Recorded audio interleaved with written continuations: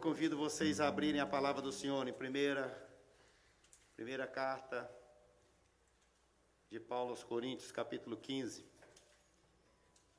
Primeira carta de Paulo aos Coríntios, capítulo 15. Nós vamos ler, é um texto maravilhoso esse texto.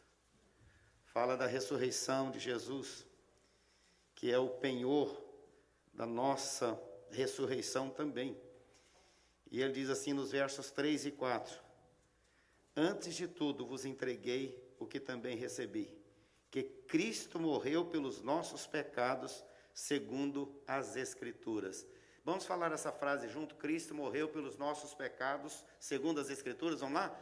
Cristo morreu pelos nossos pecados, segundo as Escrituras. Verso 4. E que foi sepultado e ressuscitou ao terceiro dia, segundo as Escrituras. Nós vamos falar juntos. Ressuscitou ao terceiro dia, segundo as Escrituras. Vamos lá? Ressuscitou ao terceiro dia, segundo as Escrituras. Verso 23 agora. Vamos ler lá o verso 23. Diz assim esta palavra para o nosso coração. Cada um, porém, por sua própria ordem. Cristo, as primícias. Depois, os que são de Cristo, na sua vinda. Nós vamos ler juntos. Cristo, as primícias. E depois, nós ressuscitaremos, é claro, com Ele, segundo a sua vinda. Vamos ler, então, juntos, essa parte a partir de Cristo, as primícias. Leiamos. Cristo, as primícias, depois os que são de Cristo, na sua vinda. Queridos, mantenham suas Bíblias abertas, e eu peço que o Espírito Santo fale conosco de uma forma assim muito especial. Hoje, é claro, é o primeiro dia da semana. Hoje é o dia que Jesus ressuscitou. Na sexta-feira, ele foi sepultado. Na sexta-feira, ele foi enterrado. Na sexta-feira, eles colocaram uma pedra na porta do sepulcro e disseram assim, mais ou menos com essa atitude: aqui jaz para sempre aquele que morreu. Eles não sabiam. Muita gente, mesmo sabendo das Escrituras, mas não poderiam entender ainda aquilo que realmente aconteceria. Aí na sexta-feira acontece a morte, acontece o sepultamento, passa o sábado e no domingo ele ressuscitou. Na sexta ele morreu, mas domingo ele ressurgiu. E quando ele ressurgiu, a pedra saiu e ele veio e voltou a viver, porque o Cristo da vida é o Cristo da Páscoa, é o Cristo do nosso coração. Páscoa não é ovo, não é coelho, Páscoa é vida, é sangue. E por isso, hoje, eu vim vestido com a ideia. E a ideia é a seguinte: essa cor aqui é a cor que representa o pecado. A morte representa aquilo que é contra a vontade de Deus. Essa camisa que é vermelha representa o sangue do Cordeiro que foi vertido por nós na cruz do Calvário. E essa gravata branca representa o lavar regenerador. Alvo mais que a neve. Alvo mais que a neve. Eu não serei, eu estou. Porque a graça de Deus me lavou, lavou-me completamente da minha iniquidade. Então, isso aqui é para você olhar para mim e pensar nessas três palavras de Paulo aqui aos Coríntios. E ele está dizendo aqui o seguinte: morte, ressurreição e volta do Senhor Jesus. Ou seja, o que a Páscoa realmente significa? E às vezes nós pensamos que a Páscoa começa lá no capítulo 12 de Êxodo. A Páscoa começa em Gênesis 3, quando o Senhor, Deus falou: esse que virá vai pisar na cabeça da serpente. Ou seja, quando o pecado entrou no mundo e eles vestiram-se de folhas de figo, e eles estavam com aquilo dizendo: Pai, passa por cima de mim, porque eu sou pecador, eu sou pequeno, eu sou sem força, sem poder, eu pequei, eu desobedeci o Senhor.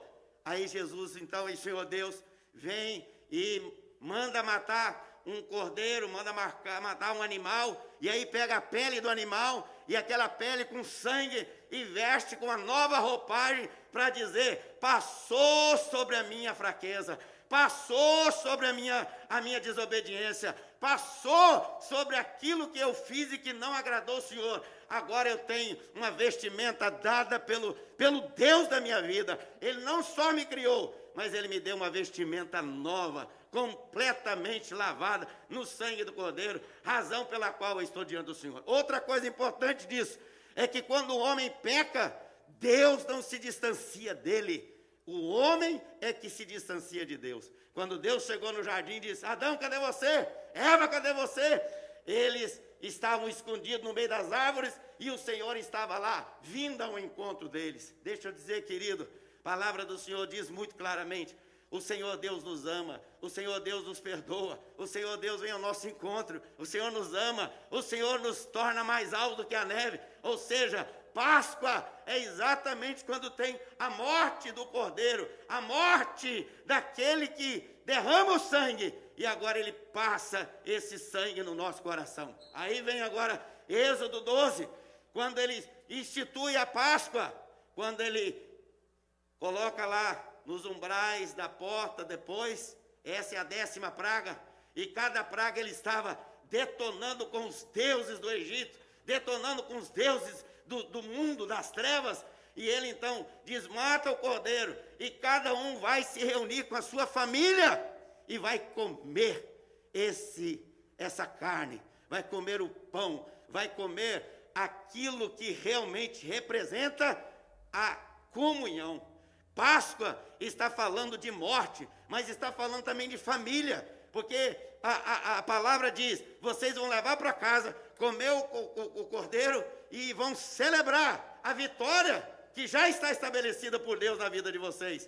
E aí diz assim, se a família for pequena, você se ajunta com a outra família, porque às vezes vai ter muita carne, e aí vocês precisam juntar com mais gente para poder fazer uma comunhão maior. O que a palavra de Deus está nos ensinando? Ensinando sobre a família. A família é presente de Deus, é dádiva de Deus, é instituição divina. A família é o projeto de Deus, e é da família que parte também a igreja. E Deus está dizendo para nós que o corpo de Cristo, a salvação vem através do corpo de Cristo para nos dar a vitória definitiva e final.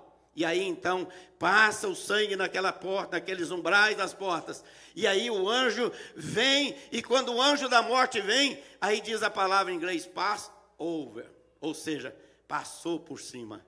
Passa é a palavra em hebraico, para dizer também, passa por cima.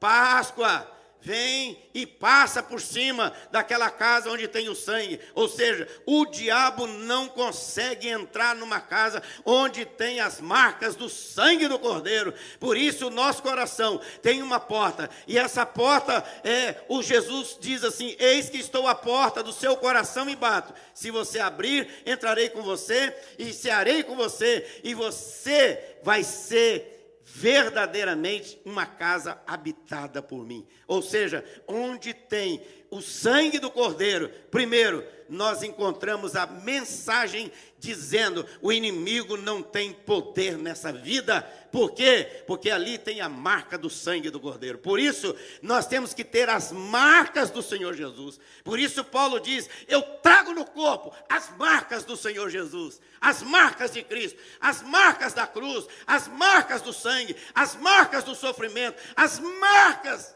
que o Senhor mesmo disse para mim que eu passaria lá na cruz do Calvário. Então, queridos, nós precisamos estampar sempre na nossa mente, no nosso caráter, no nosso testemunho, nas nossas palavras, sempre as marcas do Cordeiro de Deus que tira o pecado do mundo. E aí então, isso tudo está transicionando para a ceia do Senhor, lá no Novo Testamento. Quando João Batista vem e diz lá em João capítulo 1, eis o Cordeiro de Deus que tira o pecado do mundo. Ou seja, o Senhor estava dizendo, aquele cordeiro lá é um cordeiro que é sacrificado de tempo em tempo. Eu sou o Cordeiro que tira o pecado do mundo. E aí eu pergunto para você, você já orou pelo mundo hoje?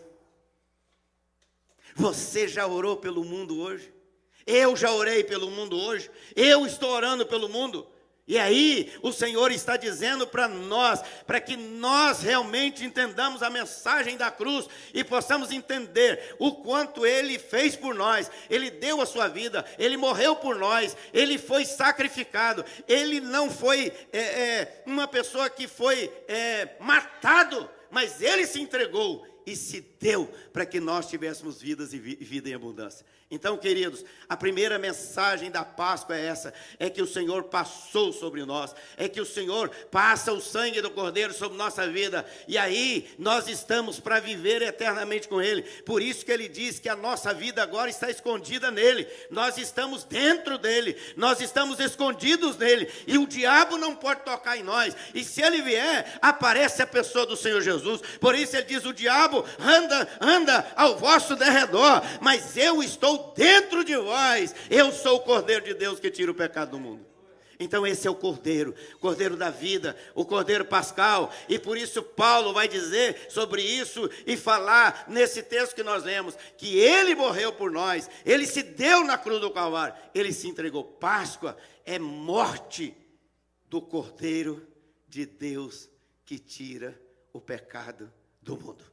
Mas Paulo nesse texto vai dizer também que a Páscoa não é somente a morte, mas a Páscoa ensina para nós sobre a ressurreição. Quando ele diz aqui que o Cristo ressuscitou e Ele vive, ou seja, a ressurreição é a mensagem mais preciosa, mais atual, mais linda, mais pregada, mais anunciada, ou seja, Cristo ressuscitou, por isso, com Ele, eu também ressuscitarei.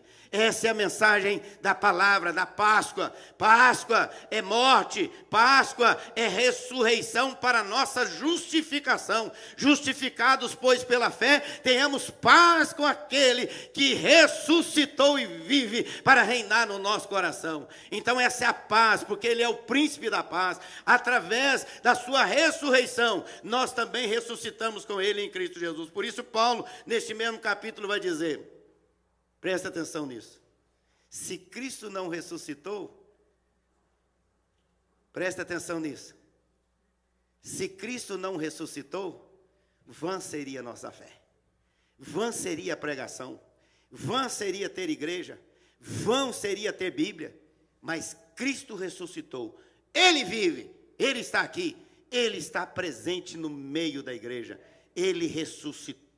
Ele está vivo. Nós não adoramos aquele que está morto, mas aquele que saiu do túmulo. O túmulo está vazio, e quem já foi lá em Jerusalém sabe muito bem disso. Tem lá o túmulo vazio e está escrito, Ele não está aqui, Ele ressuscitou e vive. Louvado seja Deus. É um dos momentos mais extraordinários da viagem de Israel, quando a gente entra ali, quando a gente vai naquele túmulo vazio e sabe que o único que está vazio é o túmulo de Jesus. Por que as pessoas ficam aí criticando Jesus a vida inteira? Escrevem contra Ele, falam contra a vida dele, falam sobre tudo contra Ele. Por quê? Porque Ele é o único que está vivo. Os demais estão mortos, mortinhos da Silva, mas Ele está vivo, ressurreto, sentado à direita de Deus Pai, de onde há de vir para buscar a sua igreja, para reinar com Ele eternamente nos céus. Ele ressuscitou e vive. Porque Ele ressuscitou, eu posso crer no amanhã. Porque Ele ressuscitou, eu sei que eu vou ressuscitar. Porque Paulo, escrevendo uma de suas cartas, primeiro aos Tessalonicenses, ele vai dizer lá no capítulo 4, não quero que vocês sejam ignorantes com respeito aos que dormem. E ele não está falando de sono da alma não, irmãos. Ele está falando de dormir, é no sentido do corpo, desse corpo mortal, desse que veio do pó, é pó e volta para o pó, porque a alma, diz a palavra do Senhor, aquele que está com Cristo e que tomba o corpo aqui, o corpo que é pó volta a pó, mas a alma sobe para a presença do Senhor. Louvado seja Deus por isso. Está lá em Lucas, quando ele diz aquela parábola do rico e do Lázaro, do Lázaro e do rico, ou seja, o Lázaro que tinha o Senhor Jesus no coração, quando ele morreu, a Bíblia diz, lá no seio de Abraão. E aí diz que morreu o rico que não tinha Jesus, ele não foi para o inferno simplesmente para o inferno porque apenas era rico, mas porque não tinha Jesus no coração. E quando nós temos Jesus no coração, nós somos ricos, porque quem não tem Jesus no coração, tem só dinheiro, tem só bens, tem só coisas materiais, mas aquele que tem Jesus, tem a riqueza eterna, inefável, invisível, inigualável, maravilhosa. Eita, bênção de Deus! Essa é a mensagem da cruz, a mensagem da ressurreição de Jesus, a mensagem da Páscoa. Por isso hoje nós podemos celebrar a Páscoa do judeu, veio até Jesus, mas a Páscoa cristã é essa que nós nos assentamos ao redor da mesa e celebramos o Cristo da vida, a vida de Cristo, celebramos o pão da vida e celebramos o sangue que nos purifica de todo o pecado. Páscoa é ressurreição. Páscoa mostra do cordeiro que foi morto, mostra do sangue, mostra da família, mostra da igreja, mostra do perdão, mas a Páscoa mostra da ressurreição. Cristo ressuscitou, Cristo ressuscitou, e Ele está vivo, e nós cantamos. Mas não é só cantar aleluia, não é só cantar porque Ele vive, eu posso crer no amanhã, mas é cantar e viver, é falar e viver, não é simplesmente ficar como múmia, parada, sem nada a fazer, mas é declarar com a vida, com a palavra, porque nós não podemos nos calar destas coisas que vimos e ouvimos, mas temos que proclamá-las todos os dias, pela vida, pela palavra, pelo testemunho, pelo exemplo, em todo o tempo, declarar Jesus Cristo é Senhor para a glória de Deus Pai. Mas a Bíblia, esse texto que Paulo deixa para nós, ele fala também da morte, para nos perdoar os pecados. Ele fala da ressurreição de Cristo. Ele fala também da volta do Senhor Jesus. Jesus Cristo voltará para buscar a sua igreja, voltará para a gente ir com Ele eternamente nos céus e celebrar a vida com Ele.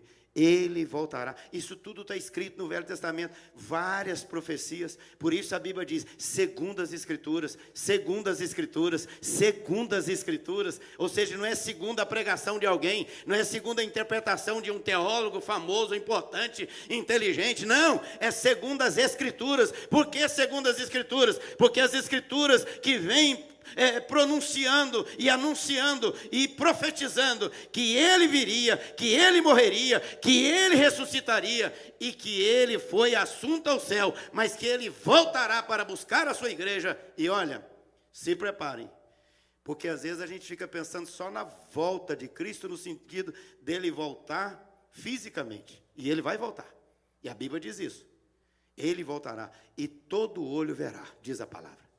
Todo olho verá, está escrito isso na palavra. Todo olho verá, mas não é só isso. Nós temos que estar preparados, sabe por quê? Porque a nossa vida não é eterna aqui. Chega um momento que a nossa senha vai ser chamada. Quem sabe hoje, a minha, eu não sei. Talvez amanhã eu não esteja mais com vocês aqui, mas uma coisa eu quero, louve a Deus, porque tomba um corpo aqui, surge no céu uma voz de louvor. Não por mim, não por você, mas é pela graça do Senhor. Que segurança tem em Jesus, pois nele gozo paz, vida e luz. Com Cristo herdeiro, Deus me aceitou, mediante o Filho que me salvou. Conta essa história cantando assim. Na cruz foi Cristo morto por mim. Conta essa história cantando assim. Na cruz foi Cristo morto por mim. E o sacrifício dele não é inválido. O sacrifício dele aspirou como cheiro suave nas narinas de Deus. E Deus recebeu esse sacrifício. E Deus recebeu essa ação dele em meu favor, em seu favor, e por isso agora ele está assentado à direita de Deus Pai, intercede por nós, mas no dia que está determinado pelo Senhor, ele voltará para reunir as suas ovelhas, para reinarem com ele eternamente nos céus. E aí, toda vez que a gente participa dessa ceia, todas as vezes que a gente realmente pega esse pão e come esse pão, a gente lembra de tudo que Jesus fez por nós na cruz do Calvário. Isso aqui não é uma brincadeira, isso aqui não é um lazer, não é uma coisa simples, isso é sério. É a palavra do Senhor para o nosso coração. E ele diz, todas as vezes que beberdes deste cálice, anunciais a morte do Senhor até que ele venha. Anunciais a morte do Senhor até que ele venha. Então, esse é um tempo muito especial de participarmos da mesa, da ceia, da presença, do poder e da graça do Senhor. Páscoa significa morte. Páscoa significa ressurreição. Páscoa significa a volta do Senhor Jesus.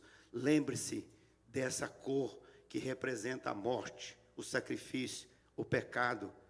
Lembre-se do luto, mas lembre-se do pecado que foi perdoado pelo sangue vermelho do carneirozinho do Senhor Jesus. Olha, cada gota desse sangue vertida na cruz do Calvário é totalmente eficiente e suficiente para me perdoar de todo o pecado e de toda injustiça. Nesse momento, não sou eu que estou convidando você para participar dessa ceia. É o Senhor Jesus, que diz, vinde, tomai, comei, vinde, tomai, bebei, fazendo isto em memória de mim. Porque todas as vezes que comerdes este pão e beberdes deste cálice, anunciais a morte do Senhor até que ele venha. Ele vem. Ele vem. Ele vem. O dia eu não sei, mas ele vem. E a Bíblia diz que é como ladrão. Ou seja, o que é isso? O que é isso? Que horas que ele vem? Ninguém sabe. Ninguém sabe, mas ele vem. Ninguém sabe, mas ele vem. Ele vem visivelmente, porque todo olho verá. Ele vem presencialmente. Ele não vem apenas pela internet, mas ele vem presencialmente. Nós seremos recebidos por ele. E aí ele diz, todo aquele que experimentou o sacrifício que eu fiz por você na cruz do Calvário, todo aquele que sabe e experimentou a minha ressurreição, e todo aquele que sabe que eu vou voltar, está também convidado para participar da mesa do Cordeiro. A questão não é você deixar de participar da mesa por causa do pecado, mas é deixar o pecado e participar da mesa do Senhor. Porque a Bíblia diz, aquele que confessa e deixa, alcançará misericórdia. Entra no teu quarto, fecha a tua porta, teu pai que te vê em secreto te recompensará. Entra no teu quarto aí agora, entra em oração e diz, Senhor, tem misericórdia de mim e me ajude a participar para trazer bênçãos para a minha vida e não maldição. Porque aquele que come e bebe sem discernir o corpo, traz maldição para a sua vida. Mas aquele que come seguro nas mãos do Senhor, ele é abençoado e receberá força para poder seguir a presença do Senhor. Ore ao Senhor. Fale com Ele agora. Faça a sua oração. E diga, Paizinho querido, eu estou aqui. Ninguém me conhece como o Senhor me conhece. Glória a Deus que só o Senhor me conhece, como eu sou. e o Senhor me perdoa de todos os meus pecados. Nesse momento, eu te louvo pela oportunidade de saber que o Senhor cuida de mim, que o Senhor passou o sangue sobre a minha vida. Eu não preciso de marcas deste mundo no meu corpo, mas eu preciso da marca de Cristo, a marca do Cordeiro de Deus que tira o pecado do mundo. Dessas marcas da cruz, do sacrifício, da vitória do Cordeiro, que me lava e me purifica de todo o pecado. Abençoa o teu povo nesse momento todo especial, e que sejamos benditos do Senhor, para a glória do seu nome. E o povo de Deus que crê no poder da oração diz amém. Amém. Queridos, vocês que estão lá no telão, principalmente nós que estamos por aqui, por favor, com muito carinho, eu quero enfatizar para vocês: tenham todo cuidado. Tem vários irmãos que estão positivos. Olha, não tem nenhuma necessidade de, nesse momento, gente ficar indo para a casa dos outros. Não é o momento para isso. Nós já estamos vencendo, estamos chegando do lado de lá do porto, né? Quase chegando. Então, vamos fazer o melhor que nós pudermos. Vamos fazer o nosso melhor. Vamos usar a máscara, vamos usar o álcool gel, vamos usar o distanciamento. Nós vamos agora estar encerrando esse momento juntos aqui. Por favor, queridos, por favor, não vamos nos aglomerar. A hora que a gente encerrar aqui, nós vamos sair. Quem está no telão vai subir pela porta da frente e vir por aqui, porque nós vamos participar da ceia. Você que está lá no telão, tá certo? Você vai sair, vai vir aqui pela frente do templo, entrada, certo? E descer por aqui para sair pela porta de trás. E os pais que estão aqui com os filhos nas salas, aguardem lá do lado de fora, por favor, nos ajudem nisso. E não aglomerem lá fora também. E no dia a dia, querido, tenham cuidado, muito cuidado. Porque a gente sabe que vírus é invisível. É uma coisa séria. Nós não temos que brincar com isso. Então, vamos continuar firmes, sendo abençoados para o louvor e para a glória do Senhor. Quarta-feira, nesse mês de abril, a gente vai ter toda quarta-feira algo muito especial de Deus aqui na igreja. Então, faça a sua inscrição na quarta-feira para ter um tempo aqui de aprendizado precioso para servir melhor o Senhor Jesus. Sexta-feira, nossa sexta da vitória. Um tempo de maravilhas de Deus. E domingo que vem, 5h30, escola dominical. Inscreva seu filho lá. E depois, 7h30, o culto. Nós estamos fazendo inscrição e estamos louvando a Deus, porque houve mudanças nas leis aí, mas eles mantiveram o nosso número aqui. Não é um motivo de dizer glória a Deus, gente, louvado seja Deus. Agora vamos ajudar o governo, vamos ajudar nós mesmos, ajudar a igreja, tá certo? Glória a Deus por essas maravilhas que Deus nos tem dado, tá certo? Vamos continuar orando, clamando ao Senhor.